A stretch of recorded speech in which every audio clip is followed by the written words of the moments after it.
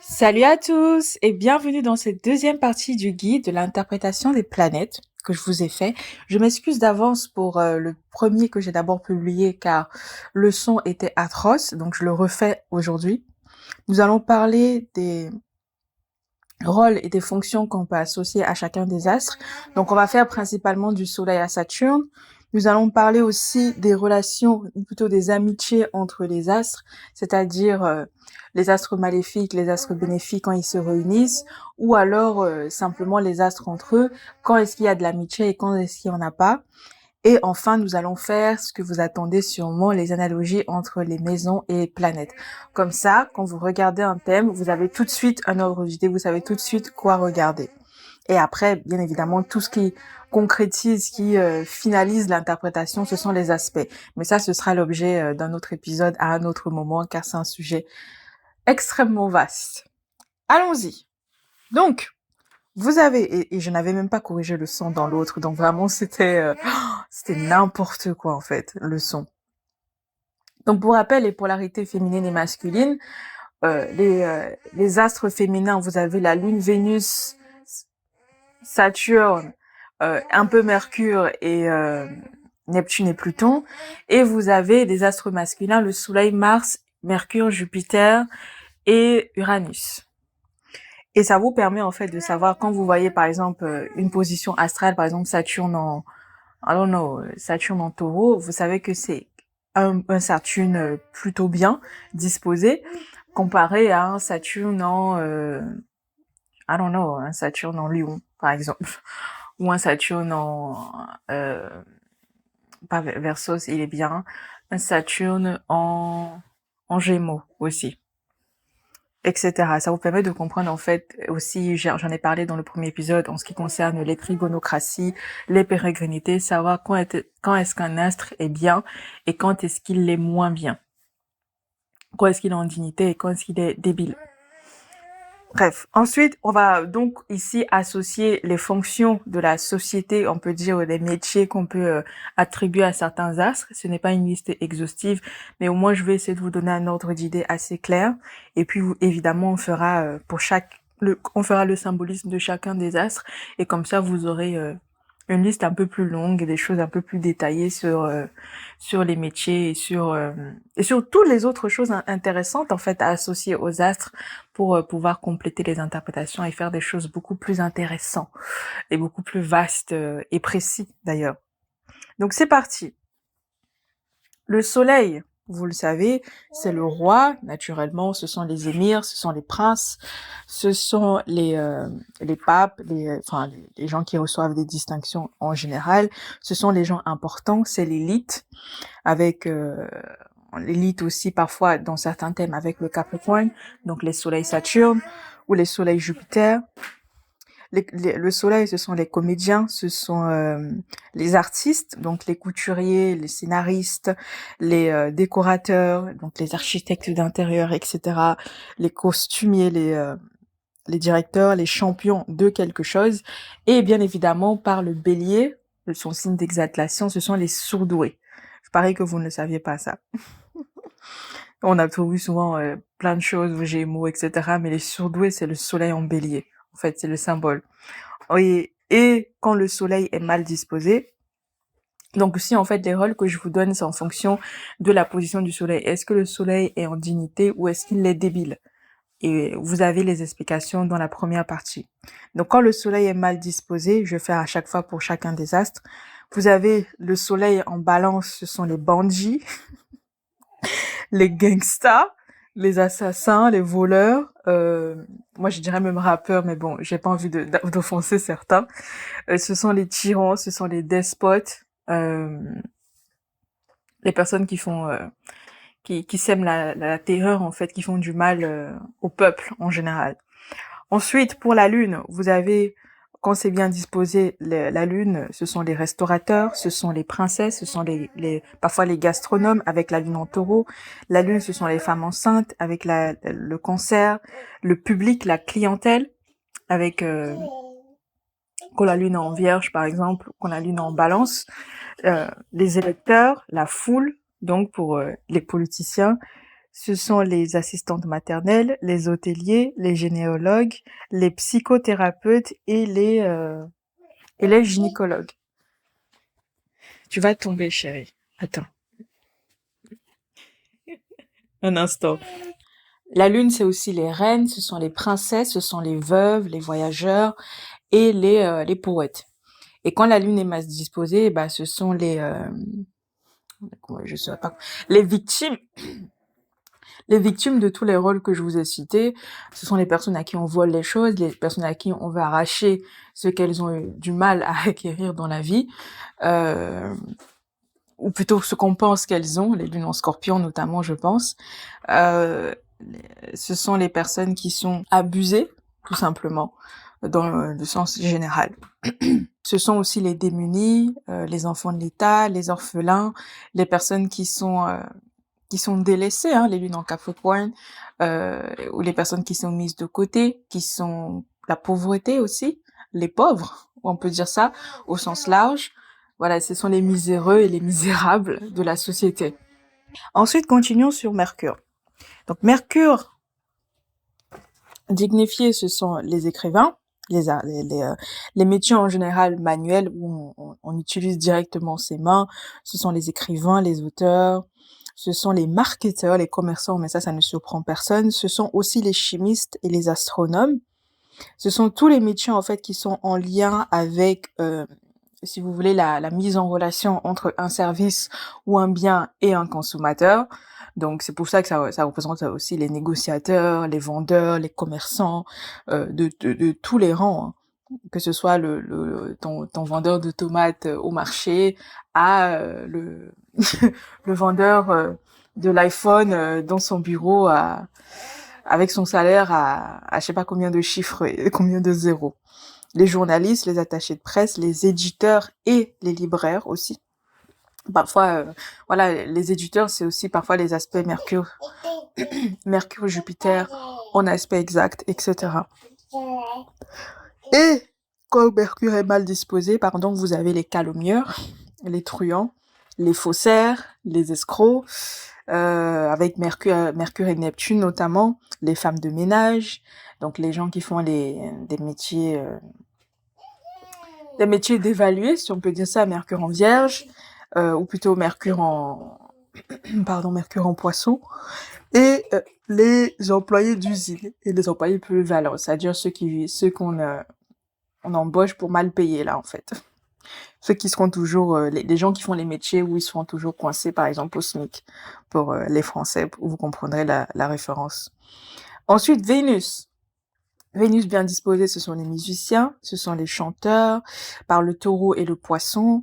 Les Vénus, c'est aussi les masseuses, les esthéticiennes, toutes les personnes qui vous embellissent, et aussi les personnes qui parfois font du bénévolat, ça c'est plus Vénus-Jupiter en poisson. Ce sont les gastronomes, les parfumeurs, les joailliers, les pharmaciens par le poisson. Vénus exaltée, ce sont aussi les juges par la balance, ce sont les épicuriens et les gens qui profitent en fait, qui font vivre les restaurants par le taureau, qui font vivre l'industrie du luxe, etc. C'est toutes ces personnes qui sont bien disposées dans la vie en général. Et comme mes Vénus est mal disposée, ce sont les prostituées. Je suis fatiguée du mot escorte, prostituée, s'il vous plaît. Les maîtresses, ce sont les stripteaseuses, ce sont les personnes qu'on utilise simplement pour le sexe et pour tout ce qu'elles peuvent donner d'autres, donc les Vénus en Scorpion notamment, dont on se sert, chez qui on puise et après on se barre, voilà. Vénus en Vierge, les gens qu'on use et abuse, qu'on met au four et au moulin et qu'on paye mal ou à qui on donne des miettes, j'ai envie de dire. Donc c'est toutes ces personnes-là. Ensuite Mars. Mars bien dirigé, ce sont les soldats, ce sont les chasseurs, les bouchers, tous les métiers en rapport avec le fer ou les couteaux, les objets tranchants en général, les avocats aussi, car c'est les défenseurs, les armuriers, les soudeurs, bref, vous connaissez quoi, les métiers masculins, très masculins, voilà, qu'aucune femme ne devrait faire, le shade. Et d'un autre côté, Vénus, Mars mal disposé, ce sont les snipers, encore une fois, ce sont les bandits, Mars en balance, ce sont les ce sont les feignants. Voilà, ce sont les gens qui se grattent les fesses aussi. Les Mars en taureau, les chômeurs, j'ai envie de dire, Mars en vierge. Pardon, it's not good. C'est pas bien ce que j'ai fait. Ça, c'est plus Jupiter en vierge, en vrai. Mars-Jupiter, les aspects Mars-Jupiter, là, les chômeurs, etc., les gens qui font rien, en fait, les assister. D'un autre côté aussi. Et d'ailleurs, c'est une bonne transition pour parler de Jupiter. Donc, Jupiter bien disposé, ce sont les enseignants, les gourous, les coachs, les gens qui ont du pouvoir sur autrui, qui ont de l'influence. Ce sont les médecins, les prêtres, les dévots, les juges, les magistrats, les ambassadeurs. Il y a beaucoup d'ambassadeurs qui sont sagittaires, hein. Je me rends compte, ou qui a un ascendant sagittaire, des choses comme ça. C'est fascinant. Ou les lunes en sagittaire.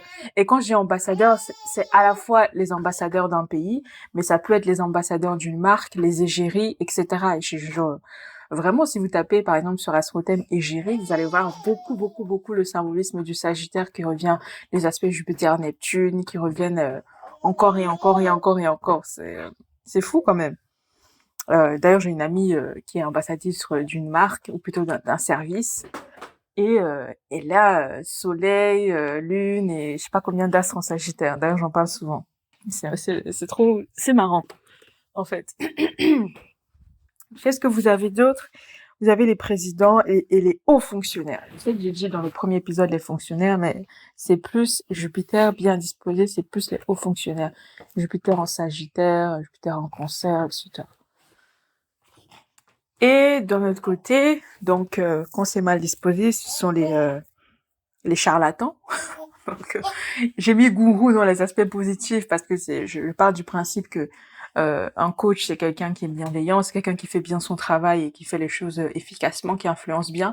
Mais quand Jupiter est mal disposé, ce sont les charlatans, c'est les gens qui vous vendent n'importe quoi là, les poudres magiques et les formules euh, les formules improvisées pour rester politiquement correct, pour devenir riche, avoir des enfants, vous marier, tout ça, en fait. Et les professeurs des écoles qui sont aujourd'hui très peu valorisés dans la plupart des pays et surtout en France, quoi, en fait. Alors qu'il fut un temps, c'était les stars du monde. Bref. Euh... Excusez-moi, j'ai la gorge un peu sèche, je vais boire de l'eau. Et enfin, Saturne. Donc, Saturne bien disposé, ce sont les philosophes, les mathématiciens, parfois les astrologues, hein, avec Uranus aussi, les ingénieurs, les agriculteurs, les métallurgistes, je vois un truc là, les ermites aussi, évidemment, les mathématiciens, vraiment les personnes qui font des recherches, qui font des métiers euh, de doctorants, si on peut dire ça, tous les métiers où il faut investir énormément de temps, énormément de patience avant d'arriver à avoir quelques résultats. Donc ça peut être vraiment dans toutes les industries en fait. Ce sont les chercheurs en général, les Capricornes, ou plutôt les Saturniens.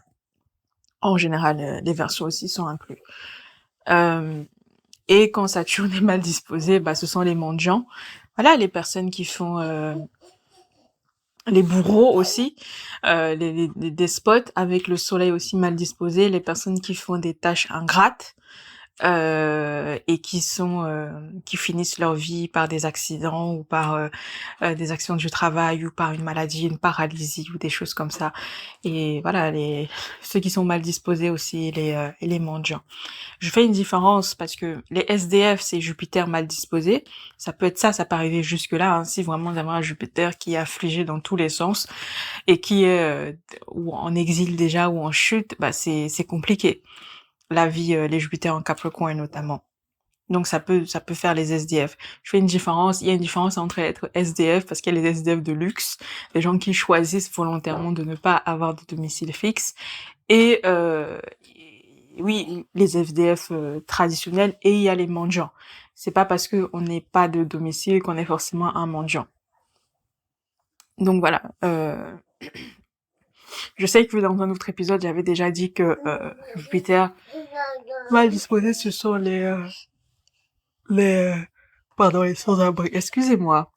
Et ensuite, on va regarder l'état céleste des planètes. Donc, ce que je veux dire par là, c'est, encore une fois, je vous renvoie au premier épisode sur les domiciles, sur les trigonocraties, les pérégrinités, etc. Comme ça, vous saurez quand le soleil en bon, quand, un astre en général est bien disposé. Ici, c'est ce qu'on va voir, ce qui peut arriver, les probabilités qui peuvent arriver dans la vie de la personne. Et au contraire, quand l'astre est mal disposé, qu'est-ce qui peut aussi se passer?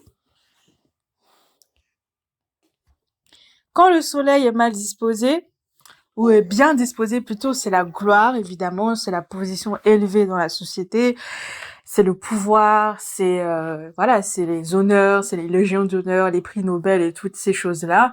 Ce sont les amitiés aussi avec des personnes puissantes, des personnes qui sont bien nées, comme on dit. Et aussi, moi, je rajouterais que c'est l'immortalité de la célébrité ou de la renommée. C'est voilà, c'est ce que, par exemple, nous a laissé Michael Jackson, nous ont laissé certains brillants hommes qui ne sont plus de nos jours et et dont l'héritage perdure aujourd'hui. Ils sont toujours célébrés. Je pense par exemple au grand chef euh,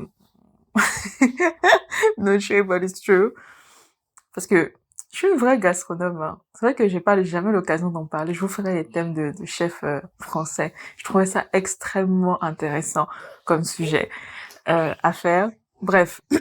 Et quand le soleil est mal disposé, vous avez le manque de bol. Hein, mais bon, le soleil reste un astre bénéfique. Ça peut être des coups de malchance. Vous avez aussi des ennemis puissants qui font preuve d'une férocité assez impressionnante pour vous anéantir. Et vous avez aussi, pour les femmes ou les hommes même, vous avez une mauvaise vision du genre masculin en général, qui est symbolisé par le soleil et Mars. La lune, quand la lune est bien disposée, vous avez de la renommée, de la célébrité, naturellement. Donc, lune en cancer, parfois lune en taureau. La richesse par le taureau et aussi parfois le cancer. Lune exaltant taureau, vous avez beaucoup d'enfants. Le cancer et le taureau, signe de la fertilité. C'est un gage d'un foyer heureux, parce que c'est ce que symbolise la lune, de belles amitiés et surtout de belles relations avec les femmes en général ou voilà, de liens très forts, de liens intimes qui sont bénéfiques dans votre vie. Et quand la lune est mal disposée, c'est l'inverse. Une mauvaise vision des femmes en général, donc les aspects lune Pluton, ou lune en Scorpion d'ailleurs, une vie instable, les traumatismes, la dépression, les missions ratées dans sa vie, et aussi une mauvaise et aussi peu de clients ou pas de clients en fait. La lune en Capricorne, c'est-à-dire parce que la lune symbolise aussi la clientèle, et c'est les clients qui sont difficiles à convertir et l'argent qui rentre très très très très difficilement dans les caisses quoi. Ensuite, vous avez Mercure. Quand Mercure est bien disposé, ce sont des très bons contrats, des clients satisfaits, parce que Mercure c'est le vendeur, les patrons aussi, pour ceux qui sont employés, de belles amitiés et de belles inventions et des astuces qui sont importantes et qui resteront, qui vont marquer le temps en fait et pour lesquelles les personnes seront saluées et remarquées. Et d'un autre côté, quand Mercure est mal disposé, c'est l'esclavagisme, c'est les abus de confiance. Donc à la fois la personne qui porte ce Mercure mal disposé ou ses interlocuteurs, ce sont les arnaques, les escroqueries et les malversations, parfois les malversations financières. Vénus, quand elle est bien disposée, c'est une très bonne image auprès du public. C'est de la sociabilité, c'est les personnes qui sont invitées partout, c'est les cadeaux, ce sont les privilèges aussi. Je pense notamment aux cartes cadeaux, ce sont les gains matériels en abondance, mais les gains en général, c'est le succès dans tout ce qu'on fait. Les distinctions, c'est l'abondance, c'est la beauté et c'est le charme surtout qui est préservé. C'est-à-dire, il y a une élégance qui perdure dans la vie de la personne. Je pense notamment à Vénus en Balance, parfois Vénus en Taureau. Et quand Vénus est mal disposée, c'est tout le contraire. La laideur. C'est les personnes qui sont marginalisées, les Vénus en Scorpion, qui sont sous-estimées, parfois qui sont piétinées, méprisées. Ce sont des personnes qu'on calomnie.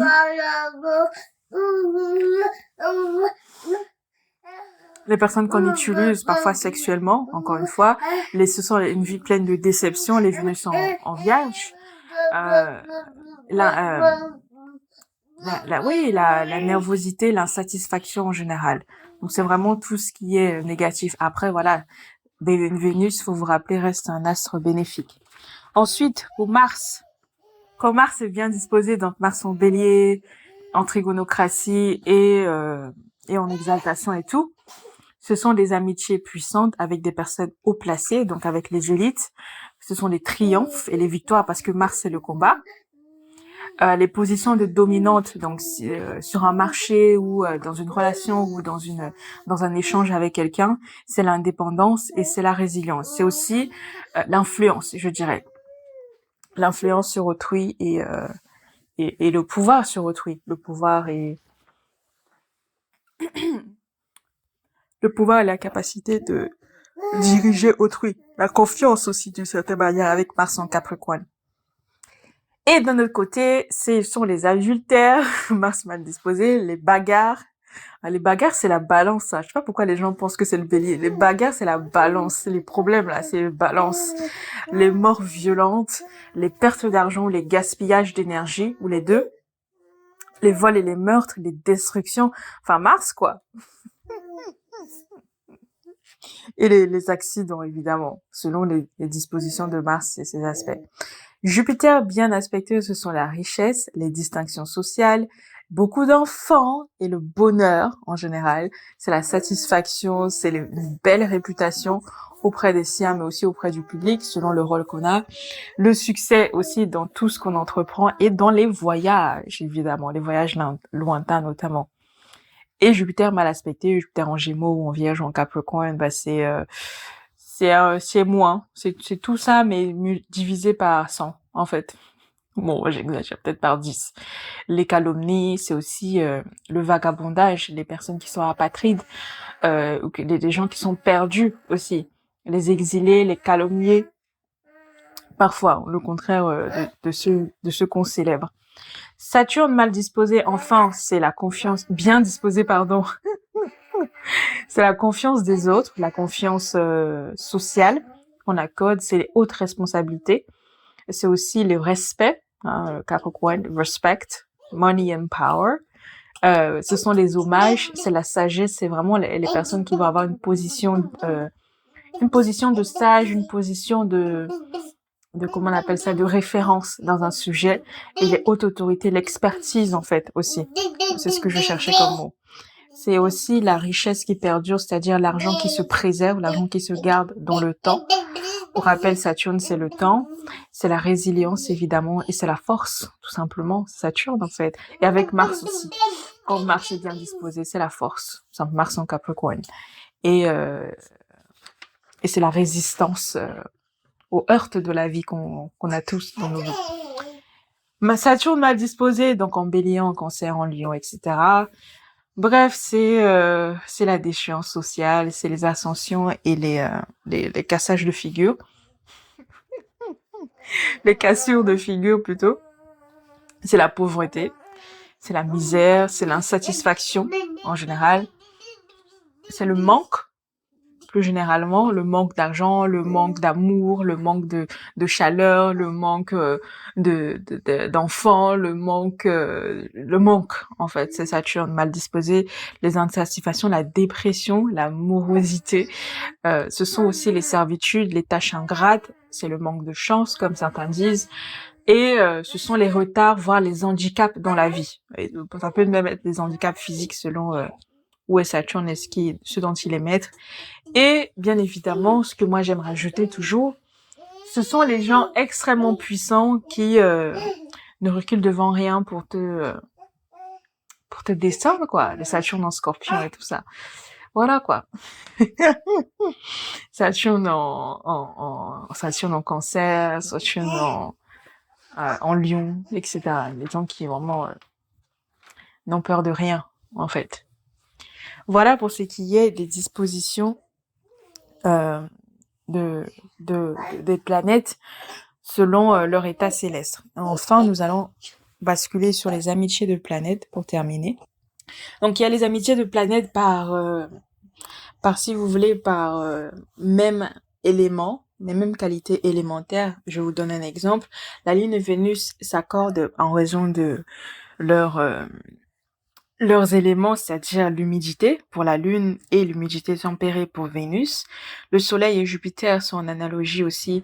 Ici, là, c'est plus l'analogie par la signification. C'est, par exemple, le Soleil, c'est c'est la vie, et le succès, c'est Jupiter. Vous voyez, et Jupiter, par exemple, est associé à Vénus, c'est la chance, c'est l'aisance financière, c'est le confort.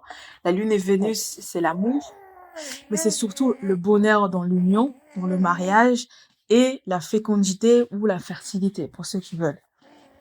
Ensuite, il y a aussi amitié entre planètes quand elles se retrouvent, quand elles se retrouvent dans les signes qui sont, comment dire ça, en aspect favorable. Par exemple, je vais vous donner un exemple, des signes par le domicile sont en aspect favorable. Je vais le dire autrement. Quand par exemple vous avez le soleil qui est en Lion et Mars qui est en Bélier, ben, il y a une amitié de planète entre Soleil et Mars. Mars qui traditionnellement est considéré comme une planète maléfique et le Soleil comme bénéfique. Vous voyez? Ou alors quand vous avez des associations comme Lune Jupiter, d'ailleurs 2 maîtres du Cancer, et par le Poisson les Cancers qui font un sextile. Donc en fait, il y a une amitié de planètes quand par leur domicile, elles font des bons aspects entre elles. C'est-à-dire un sextile, un trigone. Un trigone, c'est quand elles sont dans le même élément. Donc Jupiter en Poisson et la Lune en Cancer.